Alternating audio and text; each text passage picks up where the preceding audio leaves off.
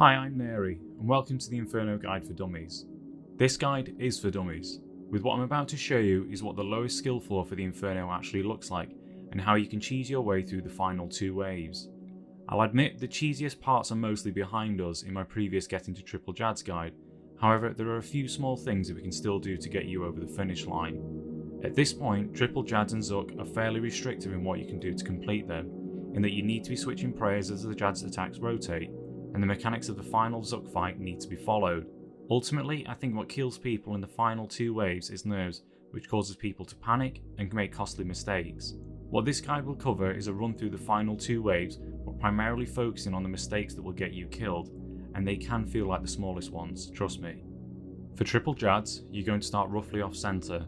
Make sure you're brewed up to 115 health, your prayer is topped off, then use 1 dose of your Bastion potion and keep Rigor on to maximise your damage output on the Jads. Basically what you need to do is just watch the animation, protect from it, then look at the next Jad in the cycle and pray against it. You don't need to wait between switching prayers, so long as you see the next animation, you're golden to switch to protect from it. The rotation or order of which of the Jads attack is random, sometimes it's clockwise, sometimes it's anti-clockwise. Once the first Jad's healer spawns, just attack them with your bow. Don't try anything fancy like barraging, you'll just get yourself killed. Just tag them, then continue to kill Jad, then once it's dead, chill and move on to the second Jad, rinse and repeat. One critical tip here is that you do not attempt to run through the Jads whilst more than one is alive. This is because it may delay an attack animation and then you may fall foul to having them attack at the exact same time. And you can guess it, you're dead if they attack with a magic and range attack at the same time. On the final Jad, once the healers spawn, tag them, watching the Jad's attacks, pray against it, then run through and hit protect from melee on as you step under the Jad. Once you're on the other side, if you need to regenerate any health, just barrage the healers for health. Just as you're about to kill the final Jad, click log out or switch world once to pause the wave, because next up you're facing Zuk. In this fight, there is a shield which you must stay behind so Zuk does not hit you. The shield moves from side to side, pausing as it reaches each edge of the room for a short duration. The direction it travels from the start is random. In the fight, there are 4 safe tiles, but these are only safe before Zuk enrages. From these tiles you can safely hit Zuk without being damaged, providing that you are following the direction of the shield and not running to the next tile before Zuk attacks. For the tiles highlighted in red, I cannot stress this enough. Do not stand and attack from these. You will get dragged out from or back from and die. You can also hit Zuk from the centre if you want to, just stick behind the shield. At the start of the fight, top your prayer and health up and drink a dose of your Bastion potion.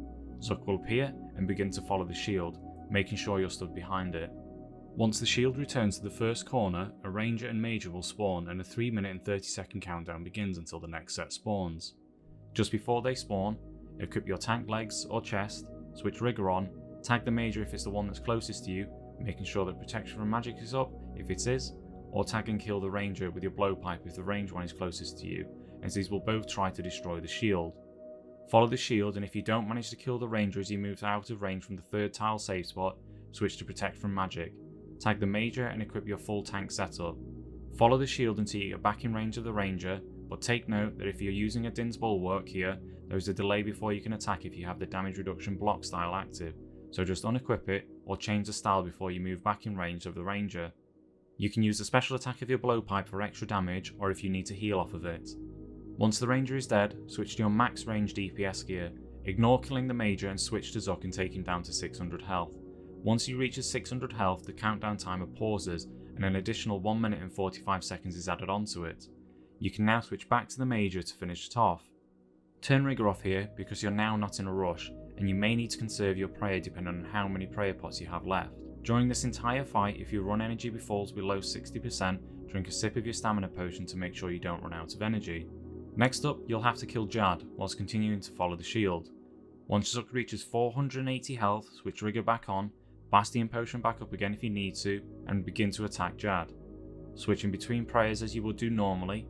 Once the healers spawn, tag these off the Jad as quick as you can, and continue to follow the shield and finish Jad off.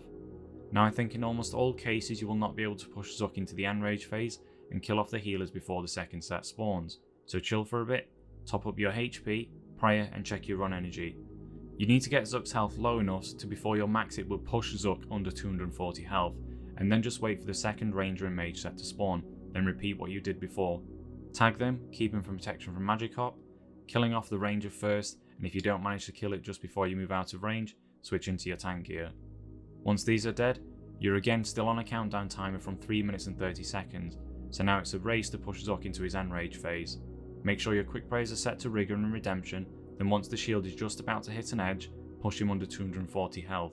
You must push Zuk into his enrage phase at the edges of the room, in part because you need to tag the healers that spawn as the shield moves across the room.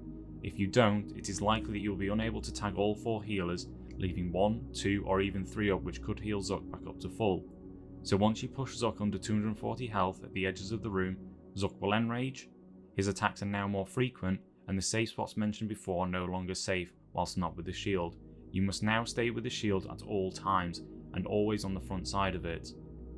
As you push Zuk under 240 health, do not step out to the next tile as you may have done before. You will die as his attack cycle resets upon enraging. When the 4 healers spawn, equip your blowpipe, switch redemption on and tag these off of Zuk to avoid him regaining too much health. You need to hit these once and only once to tag them. There is a bug which stops you from attacking them when they stop healing. Just tag it once and move to the next one.